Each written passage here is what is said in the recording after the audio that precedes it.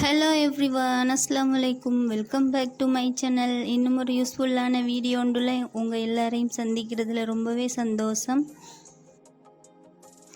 இந்த வீடியோவில் நாம் பார்க்க போகிறது ஓவன் சீஸ் இல்லாமல் வீட்டில் உள்ள குறைவான பொருட்களை வச்சு ரொம்ப ஈஸியான மெத்தடில் ரொம்பவே டேஸ்டியான சிக்கன் பீஸா எப்படி செய்யலாம்னு பார்க்கலாம் வாங்க.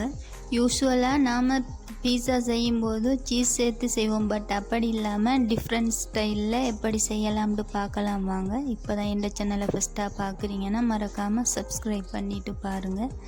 இப்போ வாங்க வீடியோக்குள்ளே போகலாம்.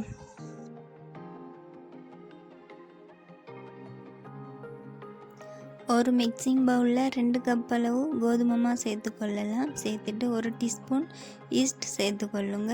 ஒரு 1.5 டீஸ்பூன் அளவு சீனி சேர்த்துக்கொள்ளலாம். சேர்த்துட்டு தேவையான அளவு உப்பு சேர்த்து நல்லாவே மிக்ஸ் பண்ணி கொள்ளுங்க. பீஸா டோ செய்கிறதுக்கு பால் தேவைப்படும். இளம் சூடான பால் எடுத்துக்கொள்ளுங்க.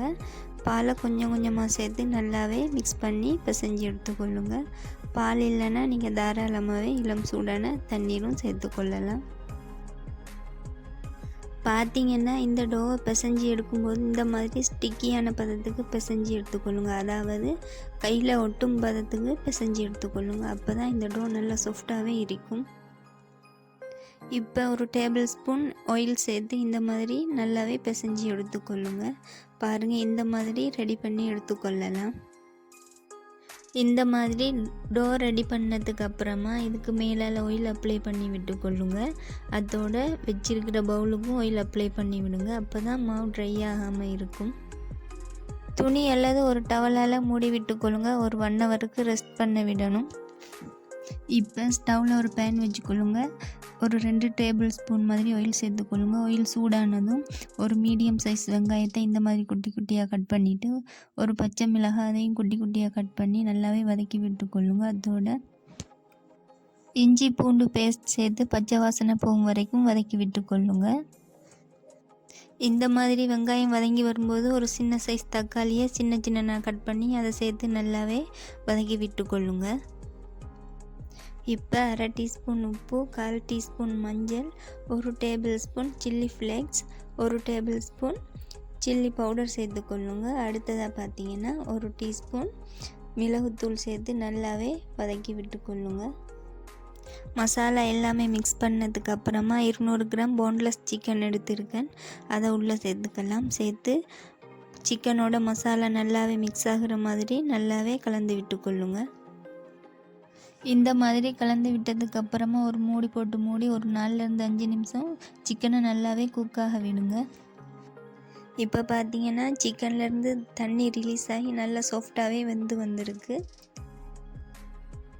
நாம் சிக்கனை சேர்க்கும்போது தண்ணி எதுவுமே ஆட் பண்ண தேவையில்லை, சிக்கனில் இருந்தே தண்ணி ரிலீஸ் ஆகும். இப்போ 1 டீஸ்பூன் அளவு டொமேட்டோ கெச்சப் சேர்த்துக்கொள்ளுங்க. சேர்த்துட்டு 1 டீஸ்பூன் அளவு டொமேட்டோ சாஸ் சேர்த்து நல்லாவே மிக்ஸ் பண்ணி கொள்ளுங்க. டொமேட்டோ கெச்சப் இல்லைன்னா டொமேட்டோ சாஸ் மட்டுமே சேர்த்து கொள்ளலாம், எந்த பிரச்சனையும் இல்லை. டேஸ்ட் ரொம்பவே சூப்பராக இருக்கும்.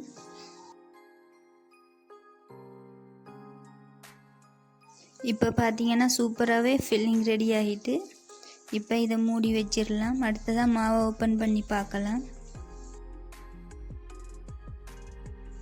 பாருங்கள் எவ்வளோ சூப்பராக டபுள் சைஸ் ஆகி வந்திருக்குன்னு.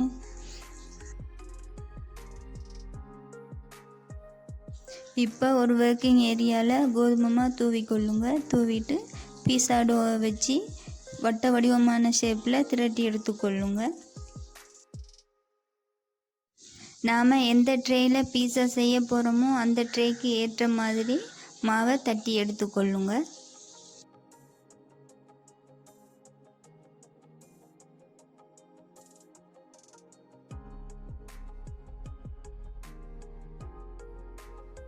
இப்போ நாம் செய்ய போகிற பீஸா ட்ரேக்கு ஆயில் ப்ரஷ் பண்ணி கொள்ளலாம். ஆயில் ப்ரஷ் பண்ணிவிட்டு நாம் தட்டி வச்சிருக்கிற மாவை அதுக்குள்ளே சேர்த்துக்கொள்ளுங்க.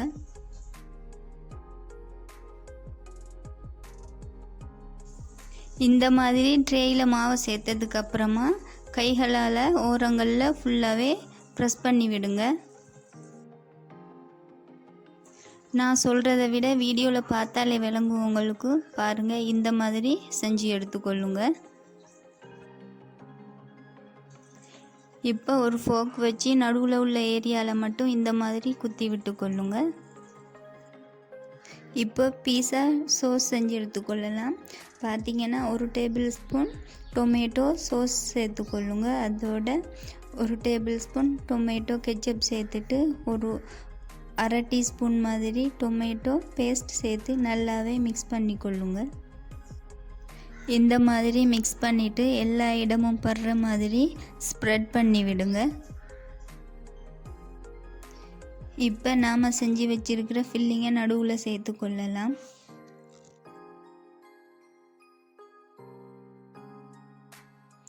இப்போ ஒரு சின்ன சைஸ் தக்காளி எடுத்து ரவுண்டாக கட் பண்ணிவிட்டு இந்த மாதிரி வச்சுக்கொள்ளுங்க. வச்சுட்டு அதோட நான் கறி கொச்சிக்காய் சேர்த்துருக்கேன். கேப்சிகம் சேர்க்குறண்டாலும் சேர்த்துக்கொள்ளலாம். இப்போ பெரிய வெங்காயத்தையும் இந்த மாதிரி ரவுண்டாக கட் பண்ணிவிட்டு சேர்த்துக்கொள்ளலாம். பாருங்கள், இந்த மாதிரி இருக்கணும். பார்க்கும்போது எவ்வளோ சூப்பராக இருக்குன்னு. அடுத்ததாக பார்த்திங்கன்னா ஒரு முட்டை எடுத்து உடைச்சி ஊற்றி கொள்ளலாம். ஒரு பவுலில் ஊற்றிட்டு ஒரு 1/2 டீஸ்பூன் மாதிரி மிளகுத்தூள், ஒரு கொஞ்சமாக உப்பு சேர்த்து நல்லாவே மிக்ஸ் பண்ணி கொள்ளுங்க. இப்போ நாம் ரெடி பண்ணி வச்சிருக்கிற பீஸாவுக்கு மேலால் இந்த மாதிரி முட்டையை சேர்த்துக்கொள்ளலாம். எல்லா இடமும் படுற மாதிரி சேர்த்துக்கொள்ளுங்க. இப்போ ரெடி பண்ணி வச்சிருக்கிற பீஸாவை பேக் பண்ணி எடுக்கலாம். ஸ்டவ்வில் ஒரு பேன் வச்சு 10 நிமிஷம் ஹீட் பண்ணி எடுத்துக்கொள்ளுங்க. அதுக்கப்புறமா உள்ளுக்கு ஒரு ஸ்டாண்ட் வச்சு இந்த பீஸா உள்ளுக்கு வச்சு மூடி ஒரு 30 நிமிஷத்துக்கு அப்புறமா பேக் பண்ணி எடுக்கலாம். பாருங்கள், சூப்பரான பீஸா ரெடி ஆகிட்டு எவ்வளோ சூப்பராக வந்திருக்குன்னு கட் பண்ணி காட்டுறேன் பாருங்கள். நாம் பீஸா சாப்பிட ரெஸ்டாரண்ட் போகணும் அவசியமே இல்லை. சூப்பரான பீஸா வீட்டில் உள்ள குறைவான பொருட்களை வச்சு ரொம்ப ஈஸியான மெத்தடில் ரொம்பவே டேஸ்டியாக செய்யலாம். இந்த மாதிரி ஒரு வாட்டி செஞ்சு பாருங்கள். ஸோ அவ்வளவு தான். இன்னும் ஒரு சூப்பரான ரெசிபி ஒன்றில் உங்கள் எல்லாரையும் சந்திக்கிறேன். இந்த வீடியோ பிடிச்சிருந்தால் லைக் பண்ணுங்கள், ஷேர் பண்ணுங்கள், மறக்காமல் சப்ஸ்கிரைப் பண்ணுங்கள். தேங்க்ஸ் ஃபார் வாட்சிங்.